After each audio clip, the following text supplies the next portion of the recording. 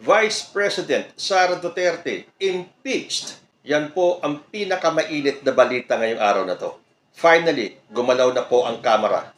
Dahil kahapon po, inireport natin sa inyo na within this week ay dadalin na yung 3 complaints kay House Speaker Martin Romualdez. Pero naibalita rin po na mayroon pang 4 na impeachment complaint na ifa-file within this week. Yung pala, ngayong araw lang na to ay 215 na mambabatas ang lumagda sa impeachment ni VP Sara Duterte. 215 mula sa 306 na mambabatas sa Kongreso ang bumoto sa impeachment laban kay VP Sara Duterte. Ito ay lagpas sa 1/3 na kailangang boto upang maisulong ang nasabing impeachment sa Vice-Presidente. At itong ika-4 na impeachment case ay pinangunahan ng presidential son at Senior Deputy Majority Leader na si Sandro Marcos, na kahit sinasabing tutol si PBBM, nanguna pa si Sandro Marcos sa pagpirma sa impeachment ni VP Sara. Hindi ko po masisisi si Sandro Marcos na manguna sa pagpirma dyan sa impeachment case na yan. Kayo ba namang anak ay matitiis din nyo ang pambabalahura sa inyong mga magulang? So para sa akin, tama lang na pinangunahan ni Representative Sandro Marcos ang pagpirma dyan sa impeachment case na yan. Pero ano-ano po ba ang nilalaman ng articles of impeachment laban kay Sara Duterte? Ito po para sa ating kaalaman. Number 1, conspiracy to assassinate President Ferdinand Marcos Jr., First Lady Liza Marcos, and Speaker Martin Romualdez. Number 2, malversation of 612.5 million in confidential funds with questionable liquidation documents. Number 3, bribery and corruption in the DepEd during Duterte's tenure by handing out cash to former DepEd Undersecretary Gloria Humamil Mercado, the procurement head, Bids and Awards Committee member Resty Osias, DepEd Chief Accountant Runa Catalan, and Special Disbursing Officer Edward Fajarda. Number 4, unexplained wealth and failure to disclose assets in the Vice President's Statement of Assets, Liabilities, and Net Worth, where her wealth increased by 4 times from 2007 to 2017.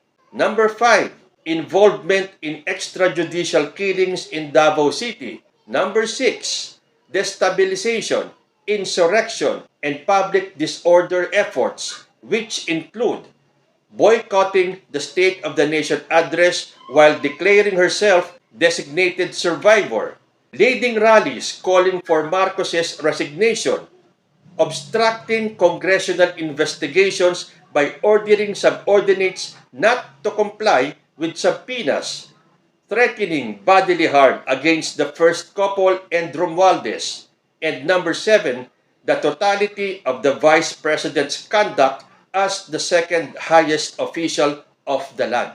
So yan po ang mga dahilan para ma-impeach si Vice President Sara Duterte. So alam na po natin itong mga balitang ito at siguradong nagbubunyi po ang mas nakararaming Pilipino na talagang gustong ma-impeach si Sara Duterte. Pero ano kaya ang reaksyon ng kabilang kampo? Unahin po natin si Representative Paulo Duterte. Sabi po niya, Marcos admin treading on dangerous ground.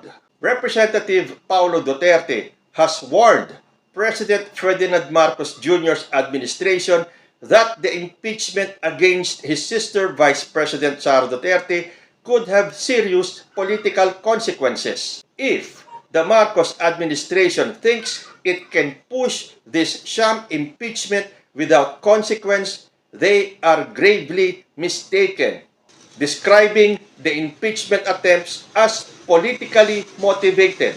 Duterte specifically targeted Representative Garin and others leading the charge, calling their actions sinister maneuvering aimed at rushing a baseless case.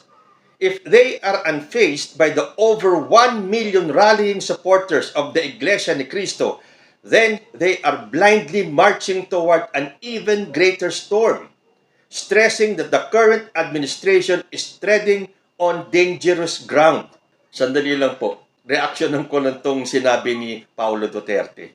He warned or binantaan si President Bongbong Marcos na yung impeachment laban sa kanyang kapatid ay magkakaroon ng serious political consequences. Sabi pa niya na kung ang administrasyong ito ay iniisip na yung impeachment na yon ay walang consequences, nagkakamali daw ang administrasyon ni PBBM.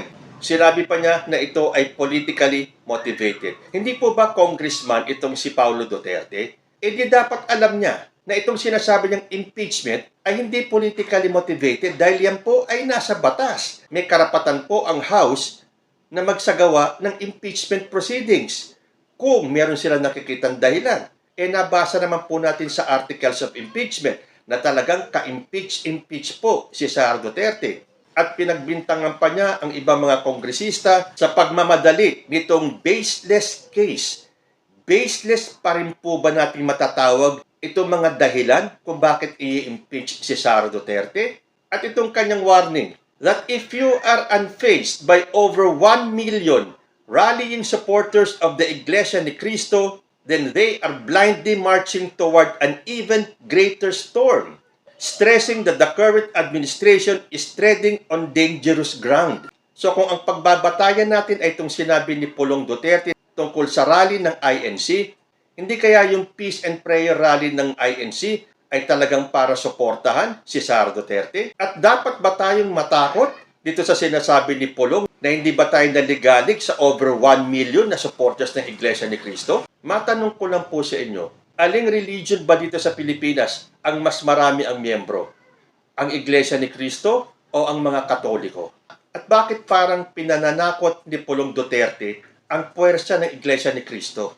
Akala ba ni Pulong Duterte na kapag nag-rally itong Iglesia ni Cristo para suportahan si Sara Duterte ay hindi lalabas yung ibang mga relihiyon para ipagtanggol ang gobyerno ni President Bongbong Marcos? Kasi sabi pa ni Pulong, mark my words, Duterte further cautioned that Filipinos will not sit idly by while the government undermines democracy and silences opposition through fabricated accusations. Sino ba? Kanino ba nag-umpisa yung mga false accusations na yan? Hindi ba simula pa lang ng kampanya, sino ang unang nag-akusa na drug addict si President Bongbong Marcos? Di ba sa kampo ng mga Duterte? Sino ba? At kaninong mga tao ba? Kaninong mga vloggers ba? Yung mga nagpapakalat ng maling impormasyon at fake news. At yung sinasabi ni Pulong that Filipinos will not sit idly by, yun na nga po ang nangyayari ngayon eh. The Filipinos are standing up. Dahil tumayo na po sila, sinabi nila ang kanilang sentimiento at 41% ng mga Filipino. At siguradong by this time ay mas tumaas pa yung bilang na yan na gustong ma-impeach si Sara Duterte. So dapat ba tayong matakot sa panakot ni Pulong na baka maglabasan itong Iglesia ni Cristo at magrally at pabagsakin ang gobyerno ni President Bongbong Marcos? Hindi nyo pa nakikita ang puwersa ng mga Katoliko at ng iba pang relihiyon na siguradong pag ginawa ng Iglesia ni Cristo na sila ay magrally against the government, baka makita nila kung kaninong puwersa talaga ang malakas. Sabi pa ni Pulong, he also emphasized that the issue goes beyond his sister. This is not just about Vice President Sara Duterte. This is about the will of the Filipino people. Okay, sige. Dito po natin malalaman kung kaninong will of the people ang mas malakas. Tayo po ay nasa panahon kung saan malalaman natin talaga kung kaninong will of the people ang mananaig. At ang panghuli ni Pulong Duterte, the growing discontent and frustration across the country will not be contained for long. Mark my words, this reckless abuse of power will not end in their favor. Aabangan po natin yan. Hihintayin po natin yan. Kasi puro banta ang ginagawa ng mga Duterte. Napapansin niyo po ba? Naalala ko yung banta ni former President Rodrigo Duterte nung sinabi niyang baka matulad si President Bongbong Marcos sa nangyari kay President Marcos Sr. Ang pagbabanta ni Sara Duterte sa buhay ng ating Pangulo. Ang kanyang pagbabanta na huhukayin ang mga labi ni Apo Lakay. ang pagbabanta ng mga DDS na kapag na-impeach daw si Sara Duterte ay magkakagulo. At ito naman ngayon, si Pulong, nagbabanta na mark my words, ito daw reckless abuse of power will not end in their favor. Sige, hihintayin po natin yan. Magkaalaman na ang dapat magkaalaman. Sawa na po ang tao sa mga pagbabanta ng mga Duterte. Ito naman ngayon, sa impeachment ni Sara Duterte, na lahat po ng prosesong ito ay nasa batas natin. At to ang ibig sabihin ni Pulong ay itong paglagda ng 215 na kongresista para mapadali yung impeachment at makarating agad sa Senado, yan po ay nasa batas pa rin natin. At isa pa, hindi ba si VP Sara na rin ang nagsabi that she welcomes the impeachment para daw siya na lang ang tirahin, siya na lang ang imbestigahan para wala na daw ibang madamay. Pero ano ba ang banta ni Sara Duterte? Tulong mo na sa bayan yan. Pag nagsalita ako, makakagulo ang bayan. O ayan, hindi ba pagbabantayan? Na kapag siya daw ang nagsalita, magugulo ang Pilipinas. Ilang mga statement na ba ang sinabi ni Sara Duterte? Nagkagulo ba ang bansa? Actually, sa mga binitawang niyang salita, lalo pong lumakas ang panawagan ng taong bayan na i-impeach si Sara Duterte. Ano naman ang nasabi ng isang kapatid ni Sara Duterte na si Baste Duterte? Ito naman ang warning ni Baste Duterte kay President Bongbong Marcos at kay House Speaker Martin Romualdez. Davao City Mayor Sebastian Baste Duterte responded to the House of Representatives' impeachment of his sister Vice President Sara Duterte. Sabi niya, "Cornered animals become aggressive," Baste Duterte wrote on threads, tagging House Speaker Martin Romualdez and President Ferdinand Marcos Jr. O hindi ba? Puro pagbabanta na lang itong pamilya Duterte. Pagod na po ang taong bayan sa mga pagbabanta ng mga Duterte. Gawin nyo na lang. Huwag na kayong magbanta. Tingnan naman natin kung mananahimik ang majority ng sambayan ng Pilipino dito sa pagbabanta ng mga Duterte. Akala ko ba handa si VP Sara na harapin itong impeachment sa kanya? Isa rin sa nagpahayag ng kanyang saloobin, si Atty. Salvador Panelo, on the House of Representatives move to commence the impeachment against VP Sara. Ito po ang sinabi ni Salvador Panelo. As expected, the anti-forces have commenced the impeachment process against VP Sara. Having the numbers, railroading the process is a foregone conclusion. As I have repeatedly stated, the purpose is to destroy and besmirch the reputation of VP Sara with the ultimate goal of disqualifying her from the 2028 presidential elections, being the leading contender. Teka muna, sino ba ang sumira sa pangalan nino? Hindi ba si Sara Duterte din? Yun sa mga galawan niya, yung hindi niya pagpapaliwanag sa confidential funds na ginamit niya. Yung pagmumura niya sa ating presidente, yung pagtatangka sa buhay ni President Bongbong Marcos, ni First Lady Lisa Marcos, at ni House Speaker Martin Romualdez. Ano yun? Pagpapabango sa pangalan ni Sara Duterte para ipakita sa buong mundo that she is above the law? Na kung ano ang gusto ni Sara, makukuha niya? Come on, Salvador Panelo.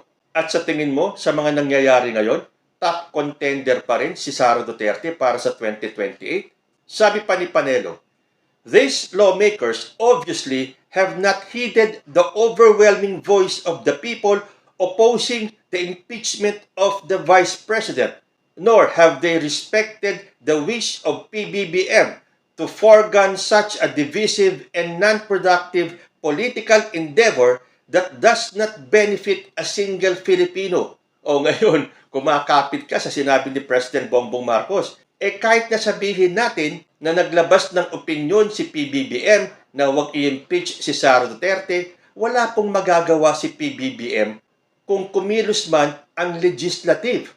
In this case, yung House of Representatives. Dahil meron po tayong separation of powers ng executive, ng legislative, at ng judicial. So kung itinuloy man ng Kongreso itong impeachment ni Sara Duterte, wala pong magagawa si President Bongbong Marcos kung hindi panoorin kung ano ang kalalabasan ng impeachment ni Sara Duterte. Sabi pa ni Panelo, their move will only galvanize the support of the Filipino people on VP Sara and will fan the flames of disgust and rage against their willful and brazen violation of the guarantees enshrined in the Constitution. Sabi ko nga sa inyo ngayon po natin, sa mga panahong ito, malalaman po natin talaga kung gaano kalakas ang puwersa ng mga Duterte. Ilang beses na ba silang nagrally? Bakit hindi sila nagtagumpay? Nasaan yung puwersang sinasabi nila? Nasaan yung sinasabi ni Panelo? Yung support of the Filipino people on VP Sara. Kung sinusuportahan ng majority si Sara Duterte, bakit nagkaroon ng impeachment? Di sana noon pa, nagrally na kayo, nagsanib puwersa kayong lahat para ibagsak si President Bongbong Marcos para hindi natuloy yung impeachment na yan. Dahil yun naman ang gusto nyo mang-agaw ng pwesto.